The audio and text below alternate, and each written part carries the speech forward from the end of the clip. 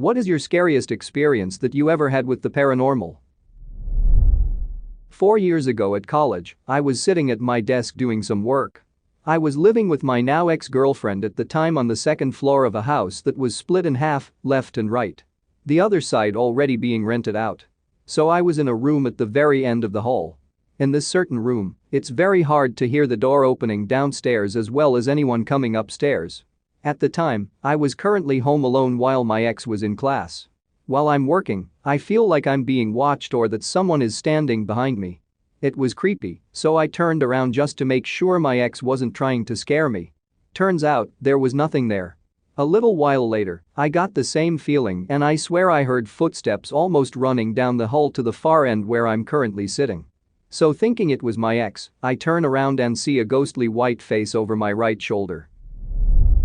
Me and some friends went camping out on a big Indian reserve for a music festival. I was not flurbo up. Side note. I had lost my voice a few days before, wasn't sick, just lost my voice, so I had a little bad whistle around my neck and no voice. Two friends and I had walked back to our campsite after some music. It was nighttime, but still very early in the evening. Friend 1 climbs into the tent, she had taken some medicine or something and was knocked out quick. I grabbed some water with friend 2 from the cooler, maybe 15 feet away, and then we walked back to bother friend 1 at her tent. I'm a few feet in front of friend 2 when all of a sudden, out of thin air, two Native American girls, 10 to 14 years old, sprint past us to the opposite side of the tent and stop at the tent door. I'm about 3 feet away from these girls. I see, plain as day, that they are wearing authentic Native American clothing. For a split second, I thought they were just kids running around the festival in costume. Then, one of the young girls starts vigorously scratching at it at the tent, whispering to be let in. Let us in, we have to be let in. Open the door. As they continue to scratch at the tent, they seem to glitch back and forth, up close and far away, with the blink of an eye. Kind of like in The Ring. That's when I notice their eyes. Their eyes are completely black. No white. No iris. Black. I am now scared and tears of fear are streaming down my face. Remember, I have no voice, so I couldn't scream, and that bad whistle wasn't blowing. Friend 2 is still standing on the opposite side of the tent, away from the girls, and can't directly see what I see, their eyes. She takes notice of me freaking the F out and hurries to stand with me. And it all clicks for her too, this is not right. Friend 2 starts screaming at friend 1 to get the F up. Friend 2 then goes on to tell friend 1 what just happened outside her tent, word for word, without any input from my mute self. If friend 2 hadn't seen it, I may have thought I got laced. But we both saw the same thing. Needless to say, we piled into our car for the remainder of the night and ended up leaving the next day. When I was about 13 years old, we lived in a really old house that was on a farm. One time, my parents were out really late and me and my brother were the only ones home. I was sitting in living room number 1, and my brother went to go get a drink of water or something.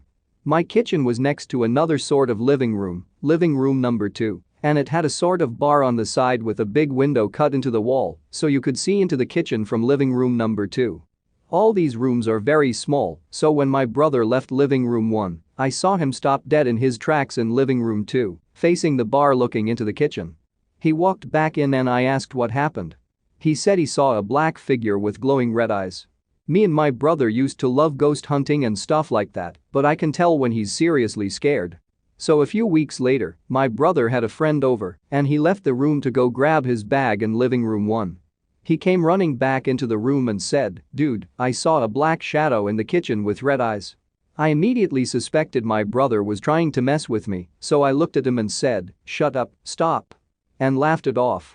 But my brother's friend asked what I was talking about, and my brother swore on our dead dog that was something we didn't mess with, that he never told anyone except me. 1988. When my daughter was around 2 years old, we moved to a, new to us, 4-bedroom house. Bedroom 1 was for my wife and me, number 2 was her room. Soon after moving in, we noticed that after putting her to bed for the night, we'd hear her talking and laughing long after she should have been asleep. Peeking in after about the third night of this, we found her standing at the end of her crib, chattering away with the closet door about 5 feet away.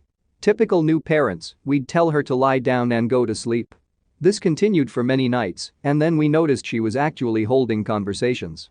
Talk a little, listen some, answer yes or no, or I don't know. When we asked her about it, she said she was talking to the lady in the green dress. This continued sporadically but eventually died down to where if she was continuing the conversations, we weren't catching them. When we asked what she talked about, she either said, stuff, or school, daycare, or, I don't know. Time passed, her little brother was born. After the initial baby in the parents' room phase, we moved them together into the room. When he could stand on his own, pulling himself up on things, the same thing happened. We'd hear him babbling and peek in to see him doing the same thing. Standing at the end of the crib, talking to the closet, his sister fast asleep in her bed. Again, continues sporadically, slows, stops. 3 years go by.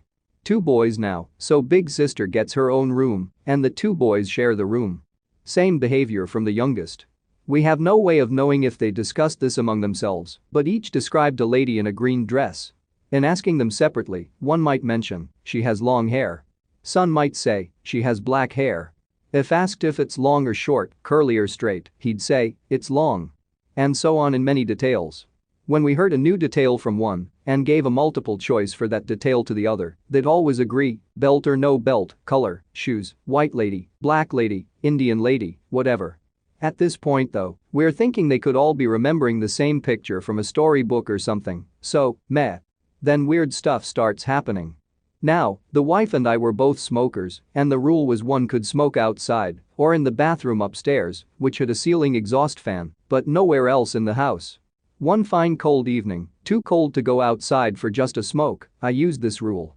I'd put the youngest to bed, the 2 older children were downstairs watching a movie. Suddenly I hear them yelling the youngest child's name and running through the house.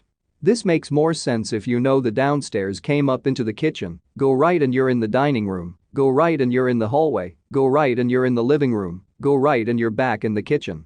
The older 2 were running this circle and yelling the youngest's name in an exasperated way. So I stub out my smoke and exit the bathroom, just as the older 2 were making the circuit again. What's going on you guys? We're chasing, youngest. He's supposed to be in bed. I peek into the bedroom. Yes, he is in bed. No, he's not. He just went into the kitchen again. We heard him on the stairs and just saw him run up. He's not supposed to be awake watching movies now, so we tried to tell him, but he kept going around the corner, so we ran after him. So, basically, they glimpsed someone on the steps and chased the figure. Every time they turned a corner in this circuit, they caught just a glimpse of the figure turning the next corner and continued the chase. My youngest was truly asleep. Turned bedroom number 3 into a study. It was downstairs. One day I'm home in my study, wife at work, kids at school. Someone is pacing the floor above me. A slow walk from one end of the living room directly above me, then back again. Since I know no one is home, I guess it's my sister-in-law, who has a key and a penchant for dropping by from time to time unannounced. I go upstairs, doors are all locked, nobody there. Could be street traffic? But it was exactly the sound of someone walking above, that one squeaky floorboard and everything. I mentioned this to my wife. Oh, you heard the walking man. When I stayed home sick that day last month, I heard it all the time. Someone walking back and forth in the living room, but nobody ever there when I checked. Okay, so we got that going for us, which is nice. I'm wondering how to enlist this character to push a vacuum cleaner while he's at it. No more green lady chats, no more phantom kids running around the house. The walking man is heard from time to time, but I've learned to ignore him. He doesn't answer to questions or anything like that. We've left out pen and paper, not a, okay, we're cool, he's cool, whatever. 2000. We're moving, just need a bigger house. The realtor assures us we don't have to mention the other residents to prospective buyers, so that's nice. Most of the stuff is packed up, moved into storage so the house shows well. Someone buys it and we start packing the last of everything so we can move later in the week. With the shows well, it just looked roomy. Now it actually looks like a place someone is leaving. My oldest son, still in the number 2 room, the green lady room bedroom, where he shares bunk beds with his younger brother, gets up in the night to use the bathroom. In the living room, clearly visible down the hall, is a tall man standing and staring at the wall, his back to my son. My son said he knew instantly it wasn't me. This tall figure begins to turn slowly towards my son. My son changes his mind about using the bathroom and runs back into his own room, where there's a woman sitting on the floor. In her lap is a small child. They're both looking at my son, who at this point is screaming his head off and running into our room bed covers. So we check, and there's nobody else in the house, of course. For the next couple of nights, just cuz, we set up a video camera in the corner of the living room that would give the most coverage. We don't have motion sensors, and the tape runs 8 hours or so on lowest quality, but in the 2 or 3 nights we taped after bedtime, nothing happened, at least nothing caught on tape. And we moved, and that's it.